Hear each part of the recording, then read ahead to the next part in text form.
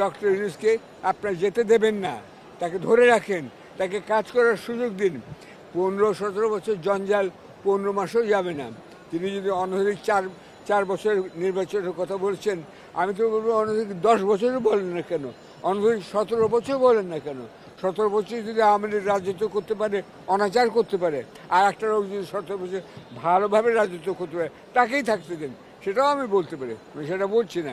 আমি চাই যে গণতান্ত্রিক নির্বাচন হোক, কিন্তু ডক্টর ইউনূসকে সময় দিন, টাকা এনে যাতে উনি এখানে করতে পারেন। একটা কথা মনে রাখতে হবে, তার সাফল্য অসাফল্য, আসিফ নজরের সাফল্য অসাফল্য বিবেচনা করুন একটা দিক থেকে।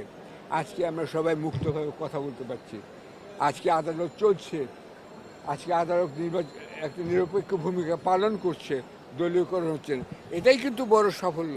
আপনার মনে রাখতে হবে, এই সাফল্য চোখে